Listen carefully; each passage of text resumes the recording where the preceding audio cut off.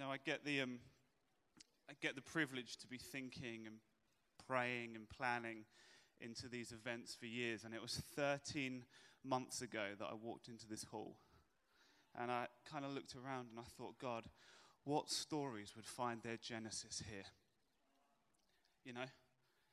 What stories would find their genesis as two people decided that it would be a good idea to have lunch together? What stories would find their genesis as God encountered someone in worship? And so as I've been kind of planning and praying into this, in my own personal devotional, I've been reading through Matthew, and I stumbled upon Matthew 15, as you do when you're reading through Matthew. And the Lord just started speaking to me, and I'm just going to share. It's going to be quite short, 10 minutes. But if you have your Bibles there, it's Matthew 15 and verse 32.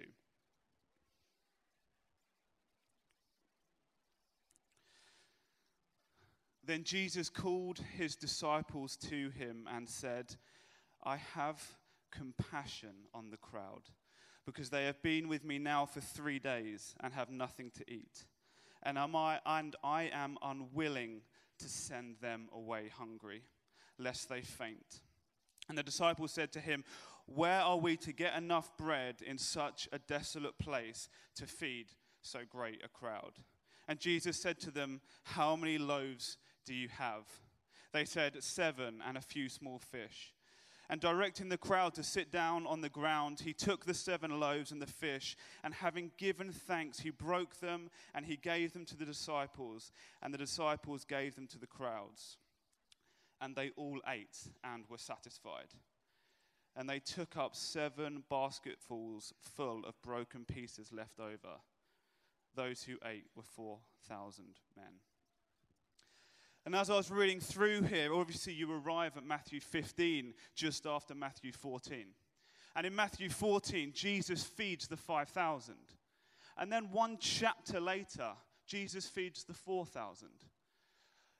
Now this got me thinking, because in John 21, it says that Jesus did so many things that all the scrolls of heaven could not contain them.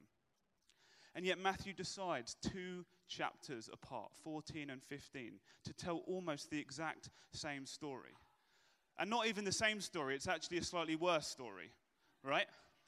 Because normally, we're a movement of storytellers. You build up.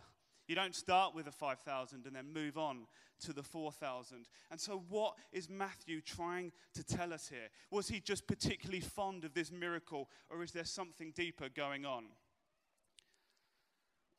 Well, the thing that we need to realize is that during the feeding of the 5,000, Jesus was speaking and he was ministering to the Jews, the chosen people. But now here in Matthew 15, we hear something different. Jesus has found himself in Decapolis. It was a kingdom of 10 different cities, and it was the Roman center of culture, which means suddenly this crowd is different. These are not Jews. These are Gentiles. So this is interesting. Because to me, the disciples, why? If you read it, they almost respond in the exact same way. They say, where are we going to find food in such a dry and desolate place?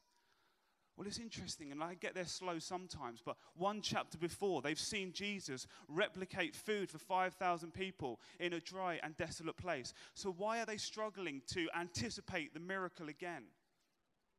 Well, I wonder if for them, it's not a question of Jesus' power, but it's a question of Jesus' compassion. What if the question here is not whether or not Jesus can do it, but would Jesus do it? Right, how do we have faith for something that sits outside of our paradigm of the goodness of God? If faith is a confident expectation in the things that we hope for and the things that we do not see, then how do we hope for things that we don't believe are in the boundaries of our understanding of the goodness of God? And so suddenly for the disciples, they're like, Jesus, where are you going to find food? Because I get you feeding the Jews. I get you feeding the holy. But these people aren't holy. But then we see through the whole journey with the disciples, what Jesus is constantly doing is reviewing and changing and transforming their understanding of the goodness of God. And so suddenly what we find is that their paradigm gets shifted upside down, and their boundaries of the goodness of God get stretched out and out and out and out until suddenly you find that the whole world falls right inside. Could he be that he's that good? Right, like that's the question. Could it be that God is that good? What if everyone here tonight, God increased the boundaries of your awareness of the goodness of God? What adventures could happen here? There's a part that's so interesting when you read these stories. There's this kind of throwaway comment that comes up. And with the Jews, with the feeding of the 5,000, they collect up 12 baskets full of scraps. But here with the 4,000, they collect up 7. And do you know that even the scraps of food are preaching the goodness of God to us? Because with the 5,000, the 12 baskets signify the 12 tribes of Judah. But with the 4,000, they collect up 7, the number of completeness.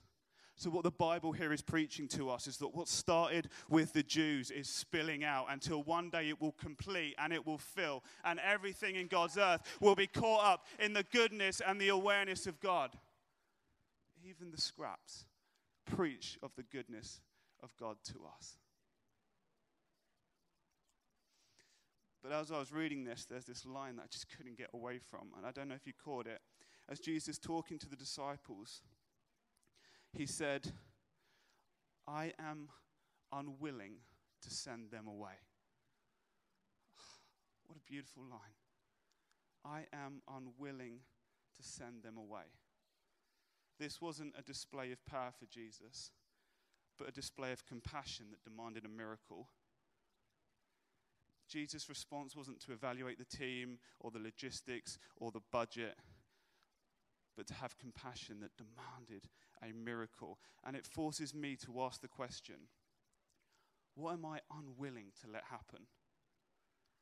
What injustice, what pain and brokenness are we going to go home tonight or tomorrow that Jesus is wanting to whisper to you right now? It's time to be unwilling to let that continue. It's time to be unwilling. Do you know what? I think this is the word that I had. I think that tonight Jesus is wanting to give people a stubborn kind of faith. Like it's time to get stubborn with our faith. And it's not a faith that just like the disciples provokes the problem. Jesus, are you aware that people have been here, they haven't eaten for 3 days, they're probably hungry. Right, they diagnosed the problem, but they weren't so moved as to provide the solution. But today, Jesus is wanting to provide the solution. I am unwilling to let this continue. And this is the testimony of 24/7 prayer. And so many of the stories in this room. That we are a people with a stubborn faith, born out of a deep compassion and determination that has carried us beyond where our resources could have ever taken us. Right, we decided to read that a newspaper was saying that there is a modern day Sodom and Gomorrah, and it's one flight away from the UK, and it's called Ibiza. And so Brian and Tracy and Dan and Ellis decide to say that they have a stubborn faith. And and they say, I am unwilling to let this happen on my watch. And so they sell everything. And without the money or the infrastructure or even the language, they move their whole lives out. And the last decade has been a testimony to them feeding and providing for the needs of the multitudes. Right, it's time to get this stubborn kind of faith. And now we have Jude and Stephen and Dan and Liddy and Dave and Liz and so many people carrying out this story. We are a movement of a people with a stubborn kind of faith.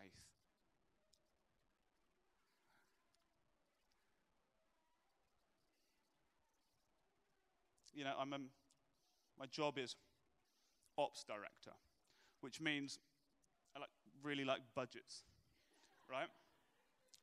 I get budgets and I get strategy and I like coming up with a plan, and all of those things are great. And I love sitting in a room. I love sitting with the team at 24/7 and saying, what can we do?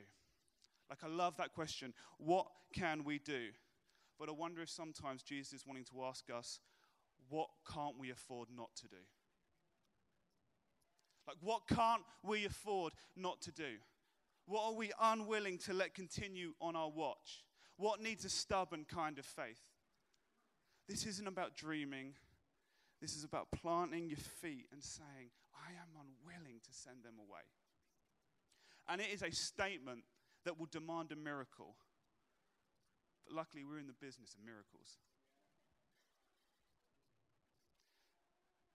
The founder of the Salvation Army, William Booth, had given his whole life to fighting injustice. And yet at the age of 82, in 1865, he stood before 7,000 officers in London. He was widowed, blind, and frail. And he preached this: while women weep as they do now, I'll fight. While little children go hungry as they do now, I'll fight. While men go to prison in and out as they do now, I'll fight. While there is a drunkard left, while there is a poor lost girl upon the streets, while there remains one dark soul without the light of God, I'll fight. I'll fight to the very end. And he died 3 months later.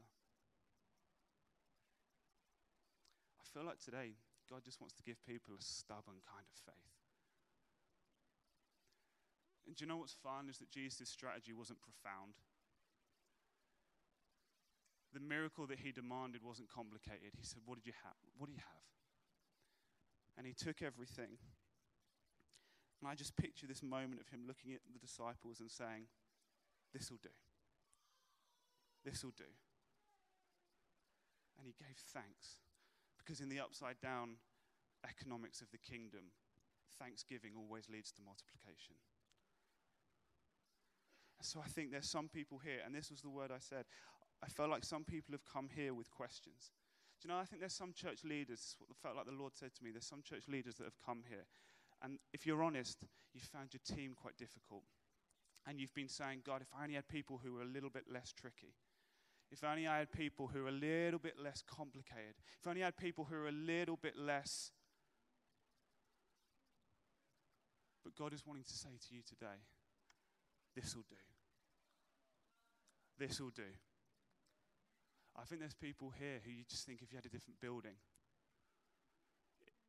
if you had a city that was just a little less apathetic, if you had a worship leader who was just a little bit more talented,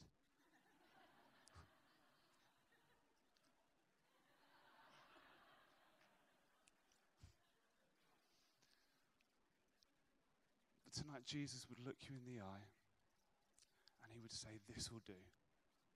Give thanks. Give thanks. So I'm just going to hand back to Mike in a second. That's all I wanted to say. But I feel like tonight, honestly, God is wanting to give some people here a stubborn kind of faith. Can we get the worship guys? If they even go. We don't need any better worship guys. You guys are amazing. And I'm just going to pray.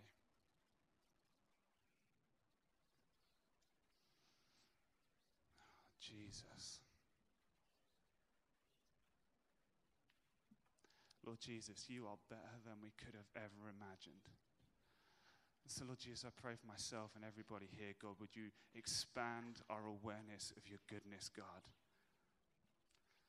Lord Jesus, make us interruptible with your compassion. Lord Jesus, show us to the people. God, give us that stubborn kind of faith. Help us to say we are unwilling, God. Oh, we love you, Jesus.